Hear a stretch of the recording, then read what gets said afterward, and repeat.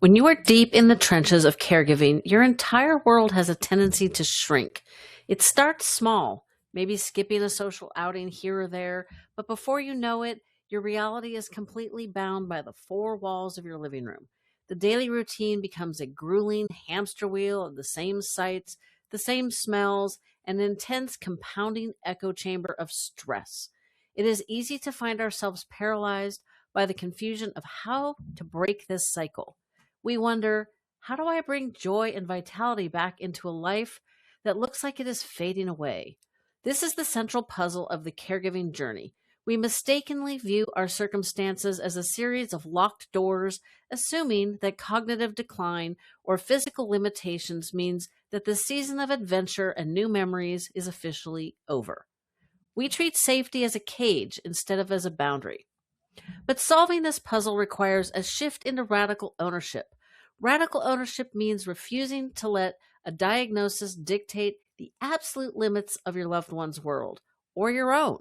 It's the conscious decision to stop waiting for the perfect, risk free conditions and instead step out into the world anyway. It's realizing that you have the power to alter the physical environment, to introduce new stimuli, and to actively chase moments of wonder, whether that means crossing a continent or simply sitting on a deck to watch the hummingbirds.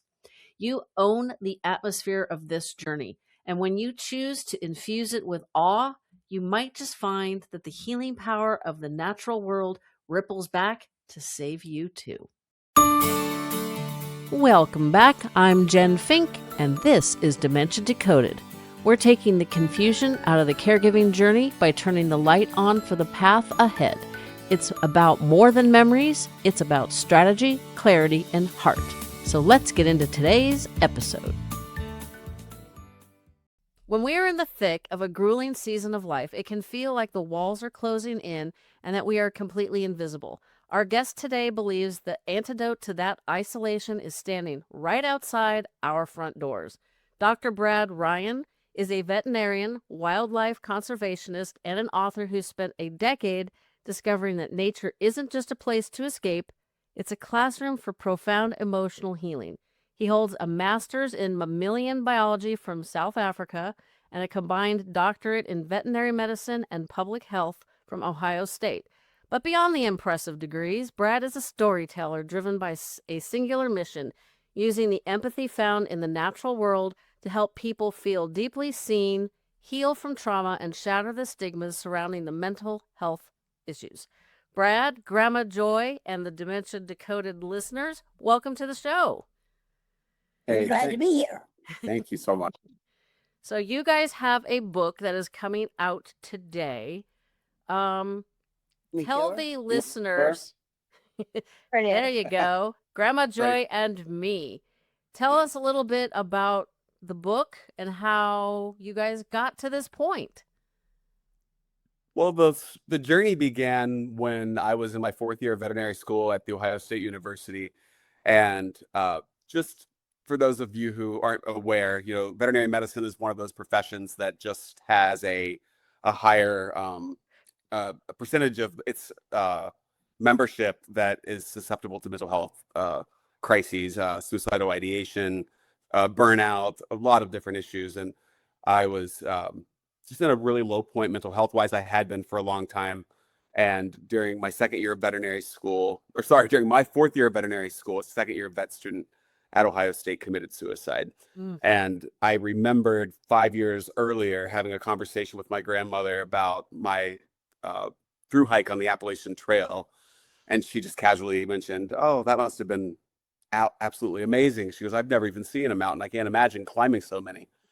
And I thought 80 years old. And, most of her daily activities in a physical sense revolved around the local cemetery. She just did daily laps around the cemetery. And so I knew then that I wanted to take her on an adventure, but I just didn't know, when that was going to happen. And then that window opened up, and I decided, we need to seize the day and go. So I don't know how many therapists or self-help books would say take an 85-year-old camping as a way to pull yourself out of the rut. of despair, but I always knew that nature was a happy place, and that was where we would connect when I was a little boy. So that's how the first road trip happened. And then we were on a mission after that just to see as much of the country as we could. And along the way, we decided that we would try to go to all 63 US national parks. Totally a personal mission, but it did go viral halfway through. And then that just led to um, a whole new world of opportunity for us, because we probably would have had a lot more difficult time reaching American Samoa and uh, the 8 national parks of Alaska and so forth if we didn't have support. So thankfully, the world embraced us, and so I had the adventure. That was our story, and it was just a matter of putting it to paper, and I finally got to do that over the last couple of years. And so it's been a long road. I'm sorry that answer was so long, but it was a really long road to get here, and I can't believe the book is coming out today. That's Yeah, amazing. COVID in the middle of it, so it stopped everything, So then it took 7 years to go To all of them. to get Wow. everything done. That's not, I mean, 63 in 7 years. And before I pushed record, you guys said when you started there were 59 national parks. Correct. And then they added Indiana Dunes, they added Gateway Arch, they added White Sands and New River Gorge National Park, which is in West Virginia.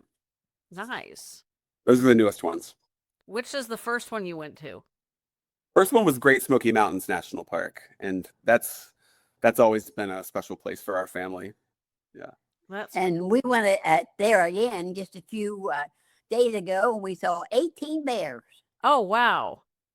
That would be Yeah, that's a bucket list for my husband. We went to Glacier National Park, but we didn't see any bears. Maybe because they were having a wildfire. We didn't see any there either, I don't think, but they are there. Yeah, they were avoiding the humans. Yeah, So they're definitely. I was telling Brad this was probably not the type of podcast he was expecting to come on to promote the book, because as all the listeners know, we are talking about caregiving and dementia specifically, and I like to share tips and advice on how to promote our own self-care, our own mental health. And so that is why I invited them on today. So dementia caregiving has a way of shrinking a family's world down to the four walls of the living room, which creates an intense echo chamber of stress. When you decided to take Grandma Joy out of her routine and onto the road, what did you notice about a change in physical environment, how it impacted her cognitive clarity and mood?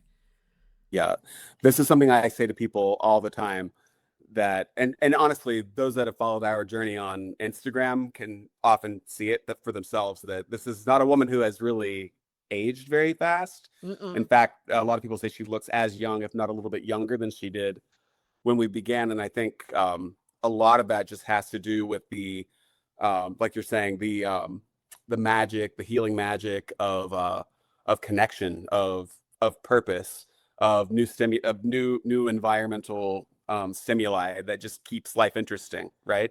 And that's true for us at every age. It doesn't change just because you're older, or even if you have dementia, in my opinion. And I think that I saw her whole world open up. I saw her balance and her coordination improve over time.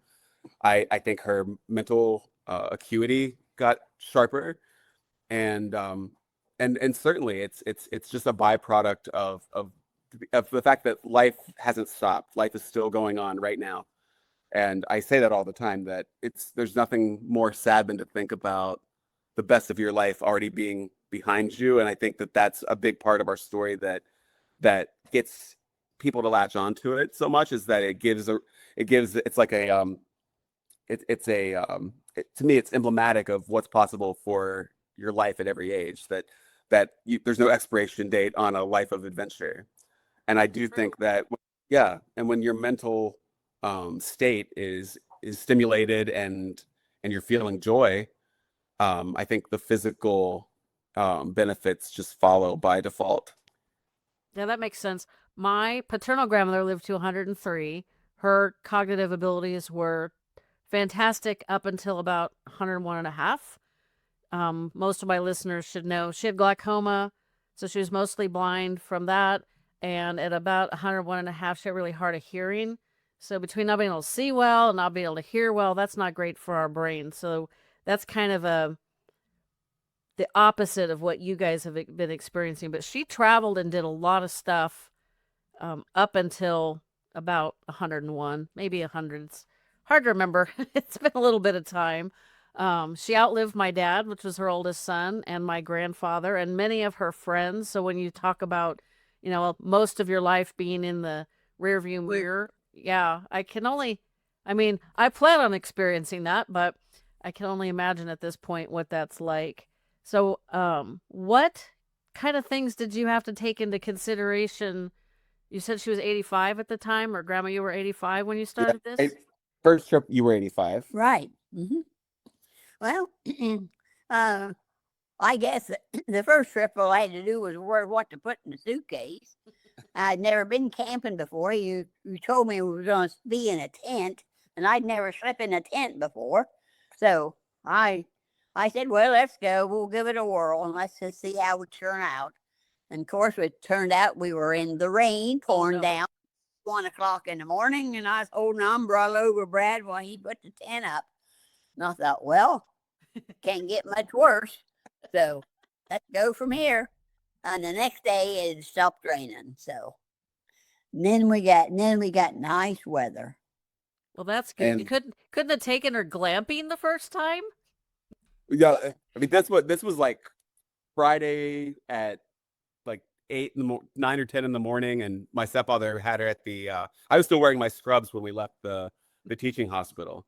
So my stepfather, he gathered all the camping supplies for me and brought her from our little town up to Ohio State, and we just took off at like 5 p.m. and drove through the night to the campsite. So there was very little. Yeah, glamping would have been nice, but it was as spontaneous of a trip as we've ever had, I think. So you didn't take into any consideration much of anything, much less. Well, she's you know what I mean. Like she really isn't a typical. She's now 96. Said, don't sweat the small stuff. It ain't gonna rain forever. She's never. She's never been sort of a high maintenance person, so I thought, she would be fine with it. I asked her, how would you feel about camping? And she goes, oh, what time are you picking me up? It wasn't even, I didn't even have to talk her into it, really. So, well, that's definitely a positive way to move through life, and it helps keep you young. It helps keep your brain young, which is, really important. In addition to my mom having Alzheimer's for 20 years, my maternal grandmother had vascular dementia, and my maternal great-grandmother had some form of dementia.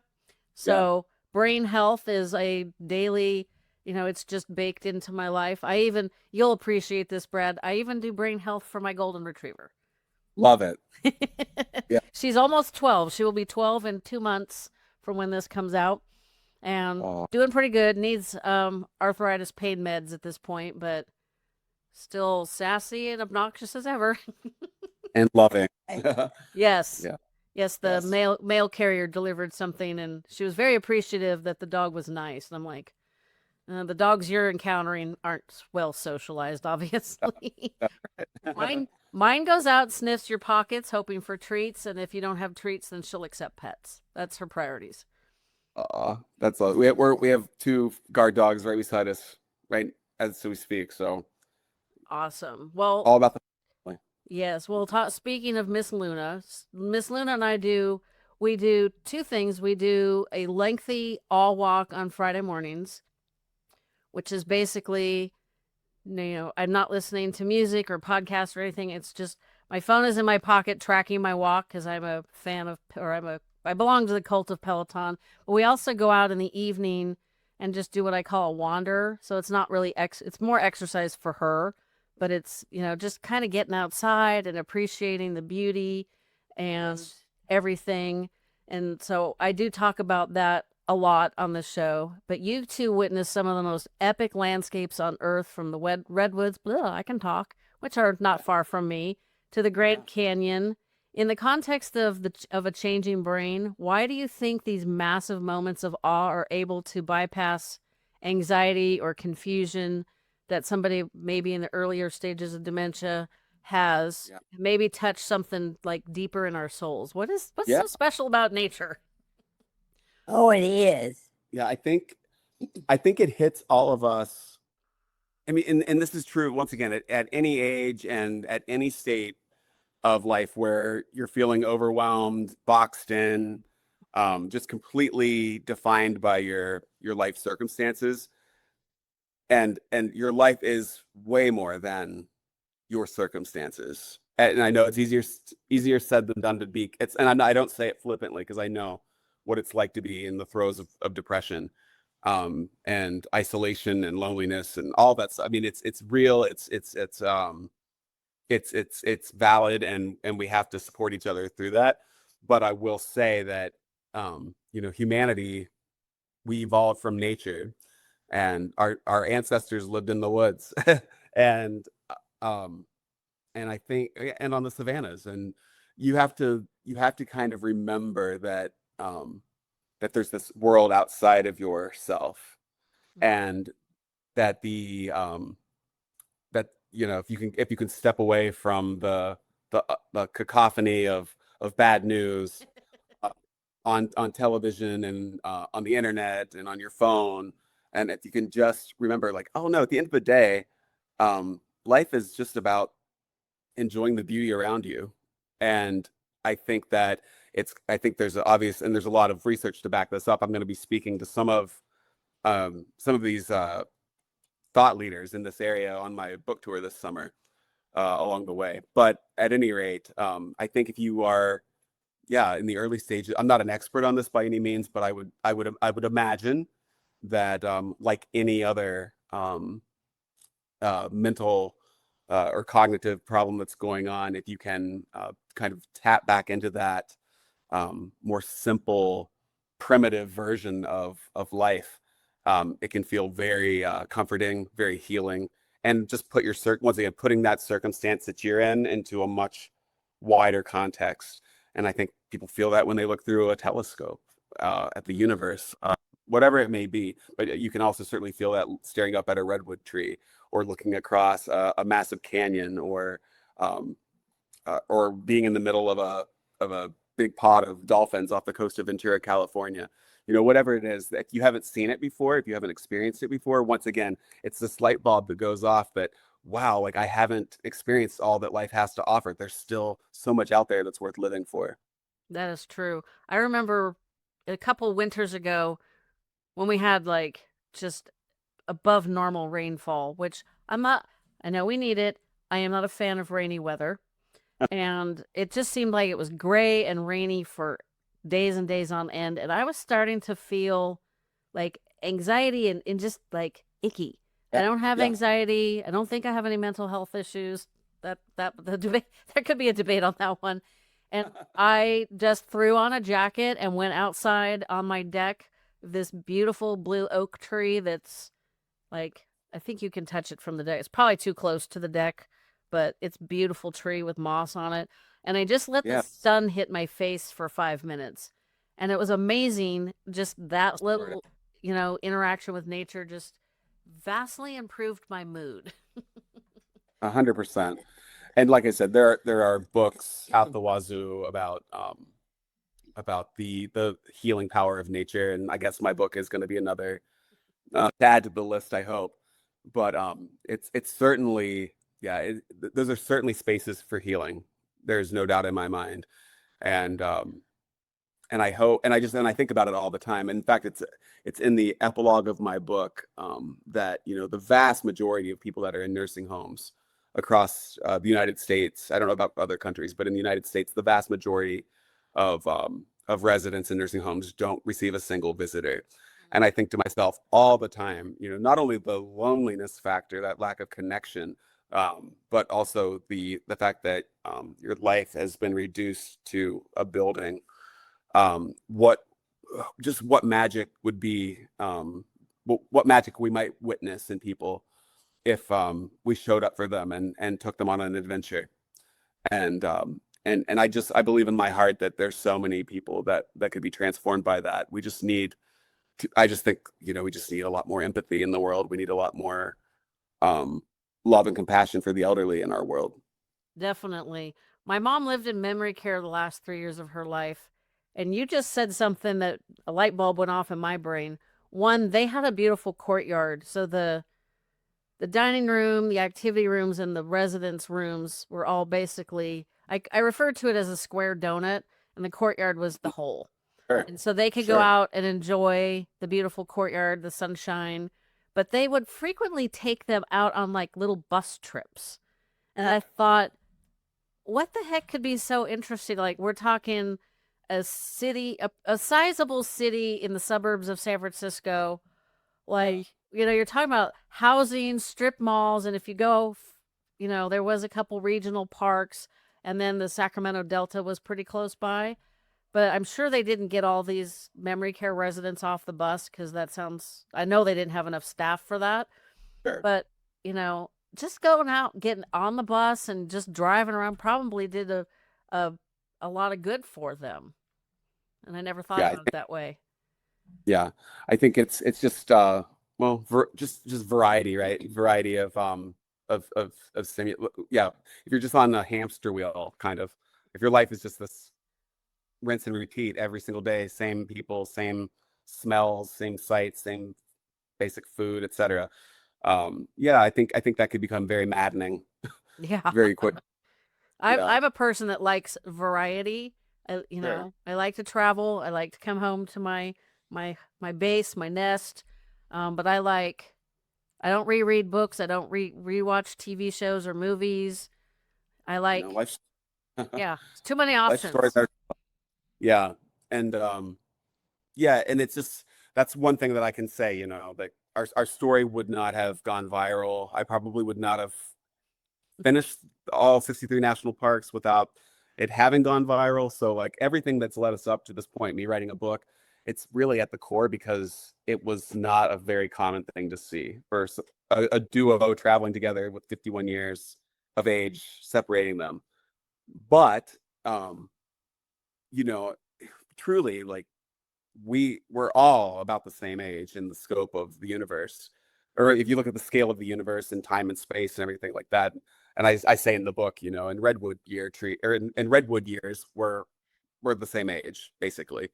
And so I think we make too much of it, this age divide. And so I've experienced it for myself, and I think that probably every caretaker that you meet has probably shared with you that their lives have been enriched immensely through that relationship. It's not like I'm taking care of her. Yes, I'm making sure that she gets to the post office and that she takes her medications and she drinks her liquid IV every day so we don't get UTIs and all this stuff.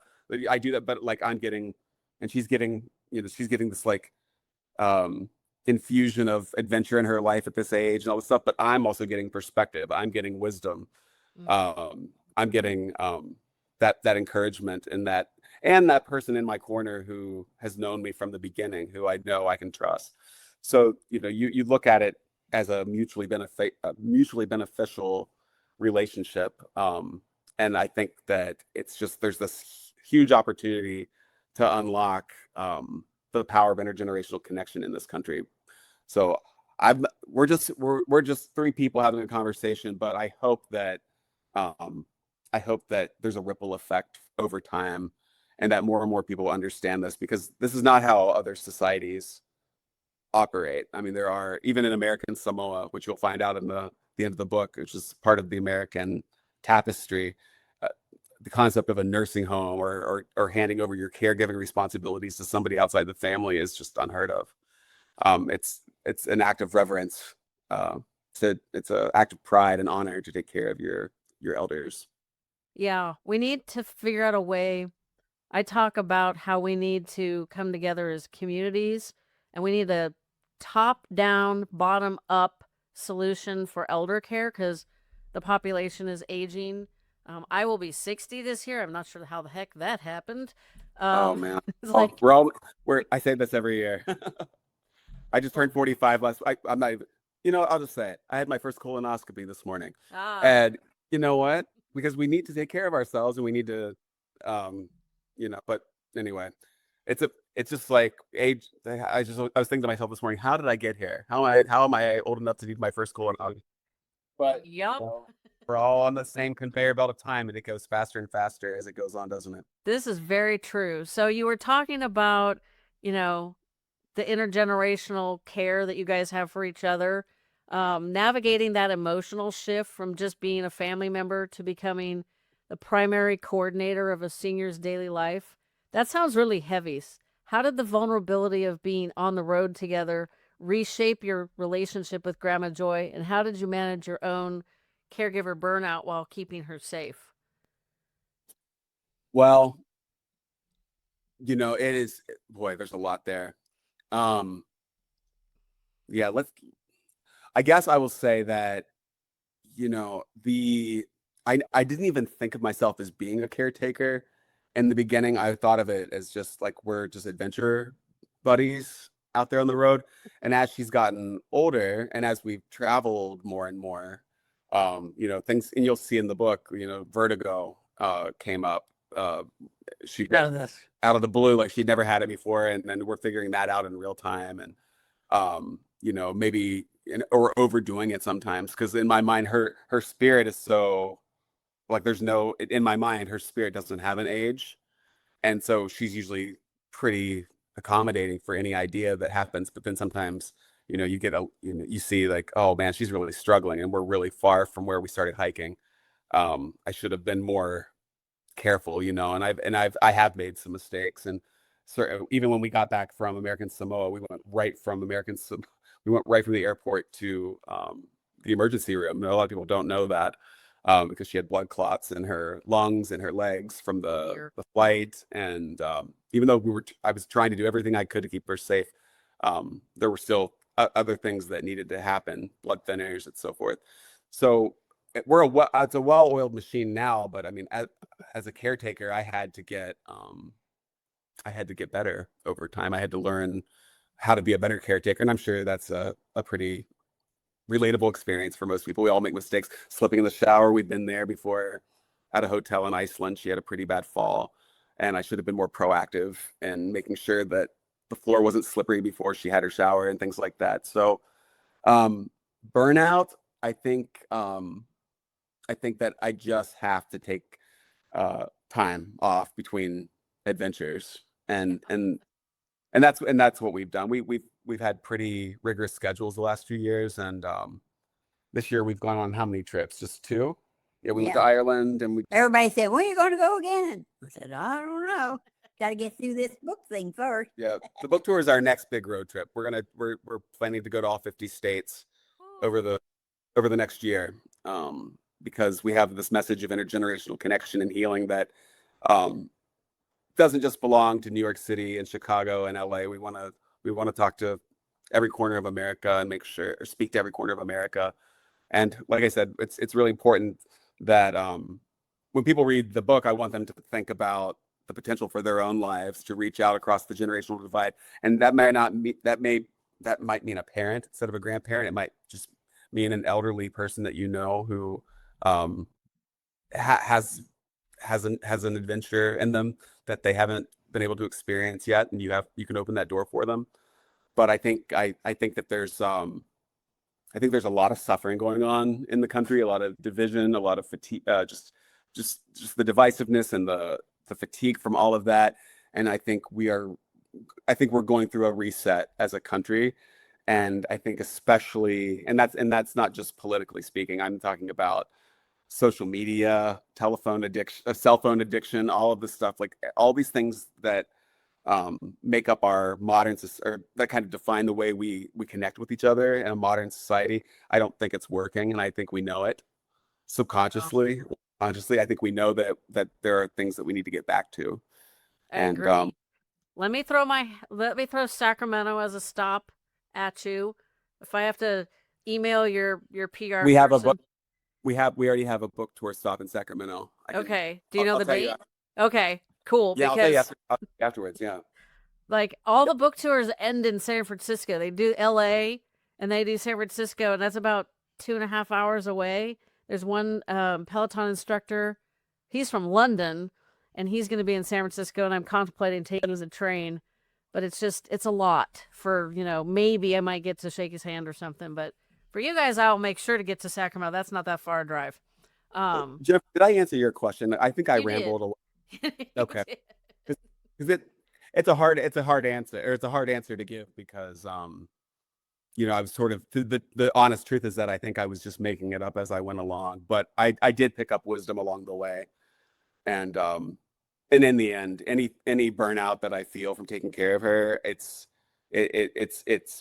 over time dwarfed by all of the joy that this experience has given me. So Yeah, I believe it. One of the yeah, things you said about like the divisiveness, this kind of my thoughts that I've had for a very long time tie into kind of what you were saying is I really wish we could get like exchange programs. So you get the rural kids that go yes, do, I don't want to say time, that sounds bad. Spend time in, like take the kids from like the rural South and send them to San Francisco. That's a for sure. culture shock and a half, I'm sure. Have to go down Lombardy Street. Yeah, Yeah.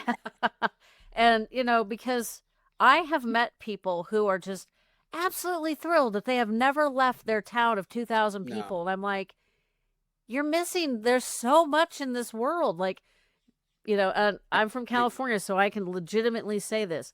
Go other places so that you can yes, come home and say, nope, this is the best place. Because, of course, we all know California's the best.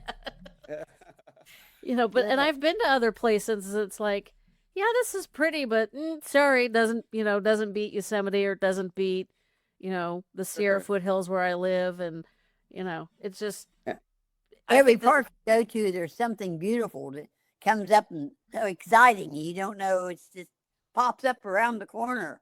Yeah. And it's And the people that you end up bumping into and having conversations with people from all corners of the world, and you sometimes you might have one conversation, but it's enough to lead to a Facebook friend request or something, and then you're following each other's lives for the rest of their life. You know what I mean? And that's a beautiful thing about Mm-hmm. technology. But at the end of the day, I think I just I love I love this vision of seeing more and more people bringing their elders to our national parks and connecting that way. And you're right, it's not just about the caregiver and the person that's being cared for. It's that's all the other segments of society that you bump into in our national parks too, where you have all of this um, this people don't even know it's happening, but there's this healing effect just through the connection of sharing a space with somebody for a moment, and it might just be a whale that comes up, or Old Faithful going off in Yellowstone, or being caught in a bison traffic jam, or one of the or rolling down sand dunes in Colorado. Like she saw younger people doing it, she wanted to do it, and she did it. And there are all these ways that we can inspire each other and help heal each other's wounds, just by being kind, just by honoring each other's humanity for a simple moment in time. It sounds maybe a little woo woo, but I do think that it's so important that we find ways to physically come together, look each other in the eye, and care about each other's circumstances and stories. Well, my dog is digging up the floor. I'm so sorry. Hey, Evan. yeah. But yes, and it's a lot harder to ignore. To me, it's a lot. Evan, please stop that. I'm gonna. I can't Are you hear able it. to edit this? Yeah, Okay. I He's can't just. hear it, so it's okay.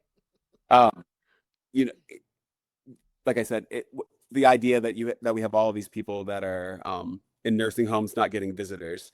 That's an easy thing to live with when you never walk into those spaces and see that despair for yourself, or that loneliness for yourself. But when you actually look someone in their when they're in their eye, and you hear their story, and you can witness that for themselves, then you care more about them, and and and the ability to make a difference for someone else's life is ultimately going to enrich your own. And I think, once again, it comes back to that caregiving burnout question. Yeah, We all feel it, but we wouldn't trade it for anything. that is I've true. got on the letters that I've gotten, everybody, thank you for what you've done. You made me realize the life and makes me feel good to know that that's what we tried to do, tried to get people to wake up and care for their older like people, whatever, you know. My mother was in a nursing home, but I only missed 3 days of seeing her. All the time she's in there. Sometimes I went in the morning and sometimes in the afternoon. And when I would go, there would be always 2 or 3 women in there. They said, we like to come to your mom's room because she makes us laugh. That's one of the That's the things. way my mom was. She was That's great. one of the things I try to tell the story a lot, because memory care gets a bad rap. But my mom had friends, and she had friends that accepted her for her repetitive stories, for her quirkiness, because they were all kind of in the same boat. They all had different aspects of dementia that, it affects everybody differently. But, she was accepted. And I personally think, and I always say we were blessed that she had the means to be able to do that. But she was not isolated. Whereas if she had been living with me, which is what my dad just randomly expected, she would have. Oh, my mom couldn't live with me because I have a little tiny house and there wasn't room for a wheelchair. And my bathroom was so little, you sat on the toilet and brush your teeth and take a shower all at the same time. So I knew that was going to work. But no, you can't fit another person in there. Yeah, it's No, it's a no, whole. There's a lot to knowing about aging in place, which is stuff I've done on other episodes. But obviously, not every caregiver listening right now can pack up their car and hit all 63 national parks. If a family is currently homebound or predominantly homebound because they're dealing with, advanced dementias or mobility issues, do you have thoughts on how they could scale down your experience? Like, how can they get some microdose of wonder that they can introduce into a standard, like backyard or local park? Boy, Yep. both of us are tongue tripping today. To get that same emotional release is what I'm thinking. Yeah, this is something that I think about a lot because you're right. And Grandma Joy would say the same thing. Like for her, like the way that she was able to stay physically fit was just by going daily walks around the local cemetery. And talk to everybody I knew. Yeah. Boy, Tyler, you have a good time today? Yeah, she really, and so it is about taking advantage of what you have. If we're talking about a homebound situation, perhaps something as simple as like a bird feeder where you can look out the window and they even have the bird boxes now with the cameras on them so that you can have your birds identified and uploads. But I mean, I think or creating a little outdoor space, like a little outdoor garden with a bird bath, something like that, where you can have the space to go outside, breathe in the air, hear the sounds of nature. And yeah, I get it. There's a big difference between being, if we're talking about urban versus rural, but planting flowers, something like that. But I mean, it's very important. I think getting outside in some way and getting that sunshine is like absolutely vital for your hormones and just being, like you said. Yeah, it's good for your mental health, and like you said, we're really, I don't want to say victim is the wrong word. We're very creatures of our circadian rhythm, and getting Correct. that sunlight on our face early in the day just kind of helps keep our systems going in the way that they're supposed to go. But you mentioned bird feeders, which reminds me, I have to refill the hummingbird feeder because I have some seriously aggressive hummers. They come up into your face like, yo, it's my turn. It's empty.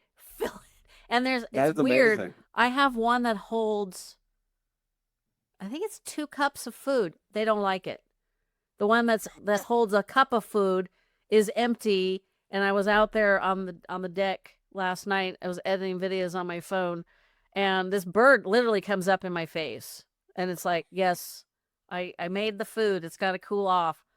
But I forgot to put it in their feeder. So I better do that once we're done. Well, Because It's amazing. Those little things are tiny, but I've had them buzz through my hair, and it's just like, it's So they do bring you joy. I mean, I think like you can I don't know. For those who are listening, I mean, I guess like what's available to you, what can you work with in the space that you have, but you could plant butterfly gardens. There's so many. I mean, we love butterflies, and just the simplicity of being able to sit down in a chair and just watch nature come and visit you.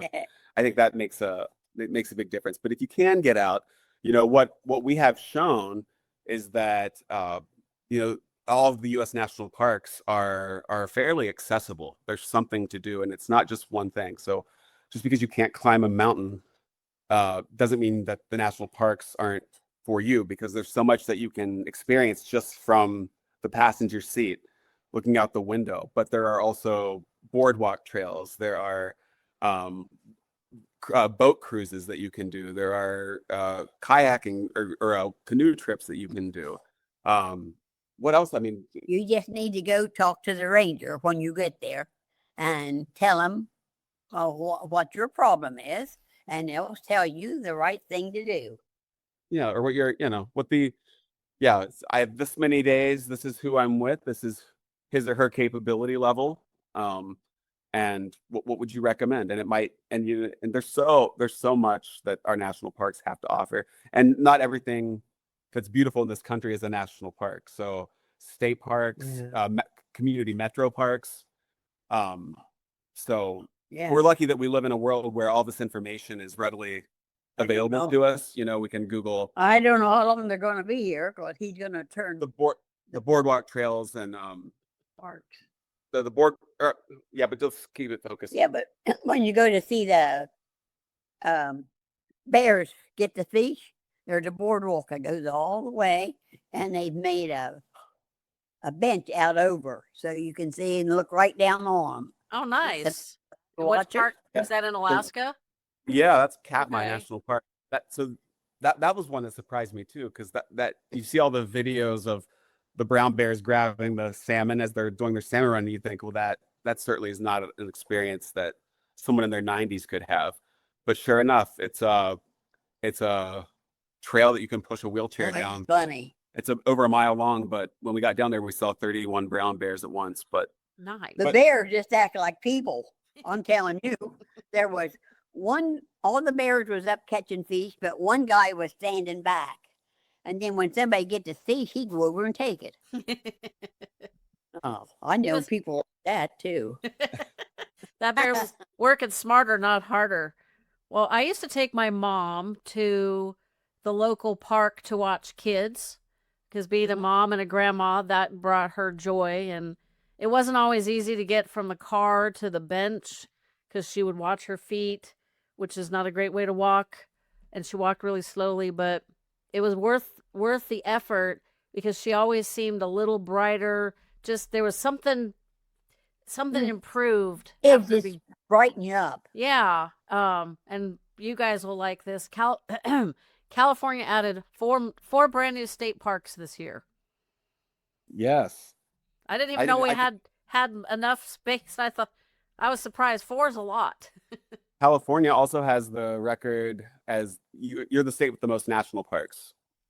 Okay, well, we are the third biggest. Yeah, but we have, I think, Alaska have 9. Okay, so but we have the most diverse environment. Sure. I mean, like, absolutely, like tech.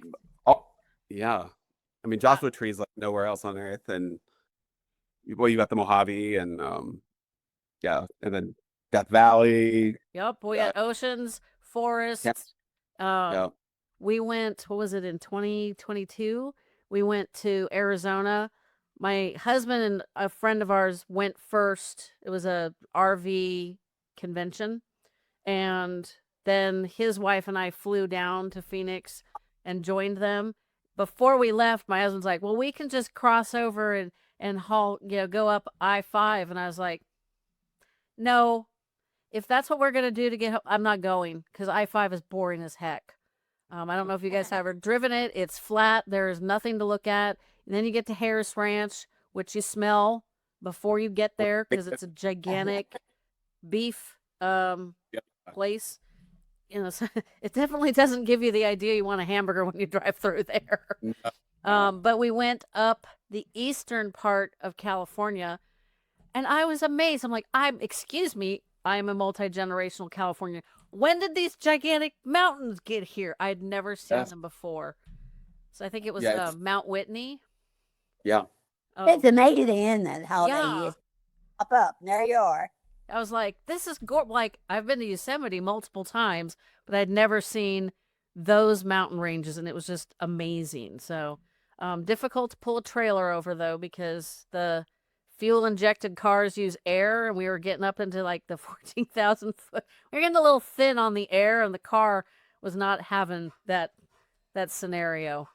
So I think I have one last question. So one of the things that I like to talk about is capturing the essence of who our loved ones are before they change completely. You didn't just take a trip, you documented an era that has inspired millions. So for that caregiver sitting at home with a camera phone, what is your advice on how to intentionally capture and preserve the joy, humor, and spirit of their loved one right now, even if it's one of those hard days?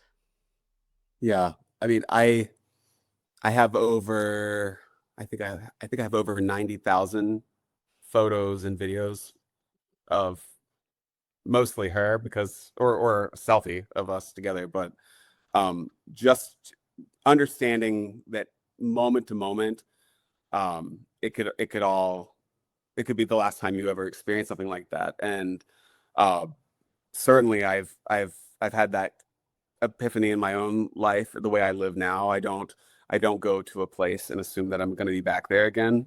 And that's because I've learned that through like watching her experience these places as we've been experiencing that together. And I can tell that she is really taking it in, knowing that like I'm probably not going to be back here. And I kind of apply that to also when she's in the like when she's starting to tell me a story and I'm getting a kick out of it. I'm like, just wait, stop. And then I start my voice memo, and then I say, okay, start over, and then I've got it forever, you know. And I just think there's nothing in the world that people regret more um than not asking more questions, um getting the stories of their parents or their grandparents written down or recorded in some way so that they have that forever. I'm so lucky that I have been able to put so much of that um, into my book because that is, I mean, there's just nothing more precious in my opinion.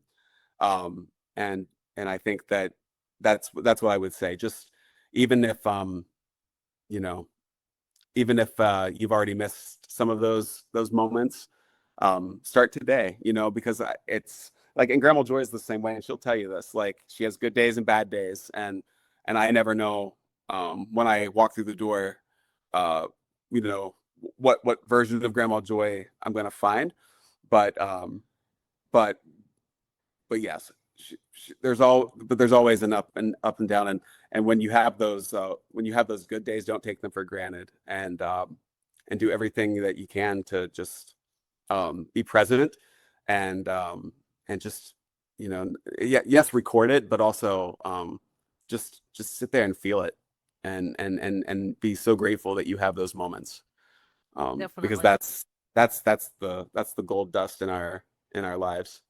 I like that You, phrase.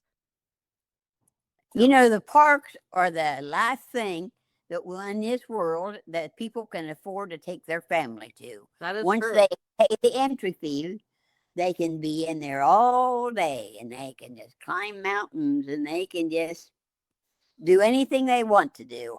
And that's the last money they have to spend. That is true. It takes like hundreds of dollars to take them to the ball game. Yeah. Get the tickets and buy popcorn and all that. But if you go to the parks, pack a lunch, pay your way in, and the rest of the day is free. That's a good point.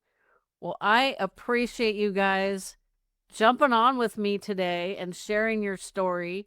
Like I said when we started, Sure, you didn't expect to be on a Dementia Caregiver podcast when you started your promotional stuff, but you know, To me it makes perfect sense.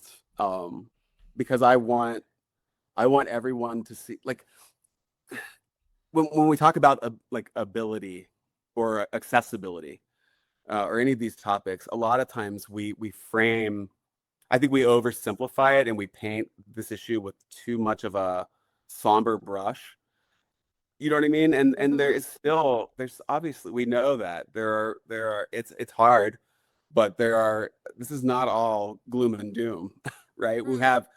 We have lots of humor, uh humorous moments, and moments of laughter and joy. It's still happening, right? Yep. It's just about harnessing that and really not taking it for granted when it happens, but also understanding that, yeah, maybe there is more that we can do. Maybe we've been putting limits on what are the ones that we're caring for, what they can do or what they can't do. And you might actually be surprised.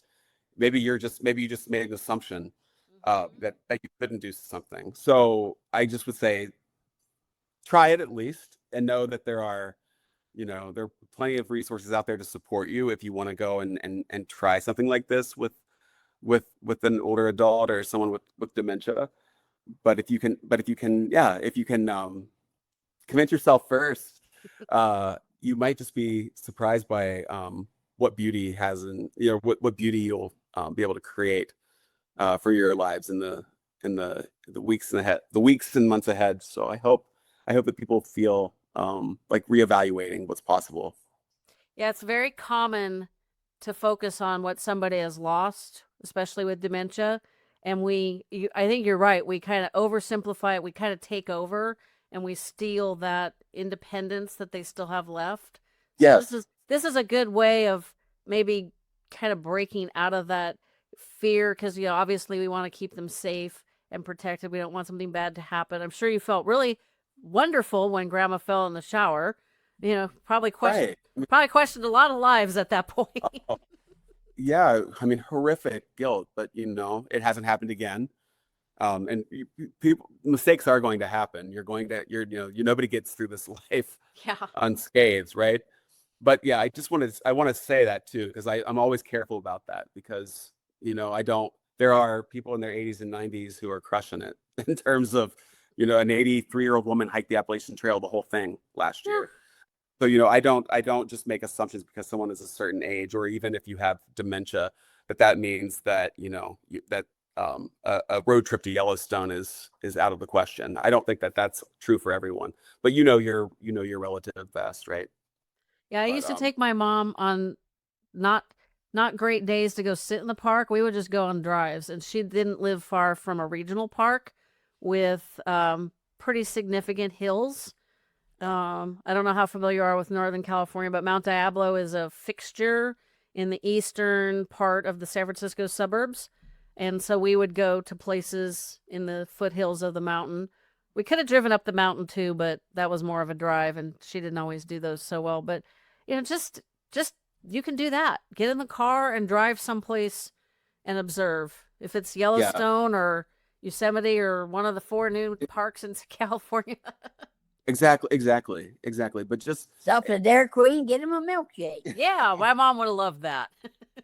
yeah, it's true. Honestly, yeah, it doesn't have to be Yellowstone. I think it's just the time spent together making a memory somewhere. Just being able to create new memories that you can look back on and know that you made the most of that time. That's what matters in the end. And before we leave, I want to tell you how I love your flowers. You make me smile Oh, when thank they're you. beautiful flowers, and it makes everybody feel good. Those are the flowers from the Promise Garden when you go to a walk to end Alzheimer's. So each Oh, one has a specific meaning.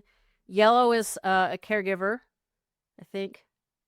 Uh, yes. Purple is you've lost someone to dementia. mm. Blue is living with Alzheimer's, and orange is somebody that's like in the industry, in the niche. They're not a caregiver or living with the disease, but maybe they're a medical provider or researcher or something like that. It just perks you up. As soon as you turn that on, you see all those beautiful flowers.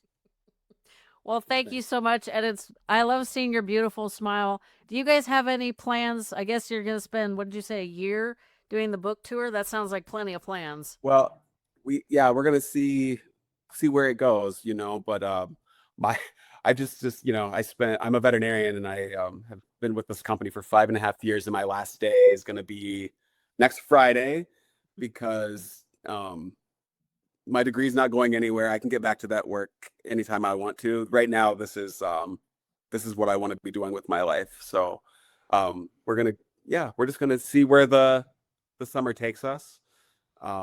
But we're hoping to meet people all over the United States, and the book's coming out in Australia, New Zealand, and in the UK. Hopefully some more countries will be announced eventually, and we'll just see where it goes. And the paperback comes out a year from now, and so I plan on just being out there doing speeches and doing author events wherever I can go. And so hopefully if people follow us at Grandma Joy's Road Trip on Instagram, if you have Instagram, you can see where we'll be, and we'd love to meet you.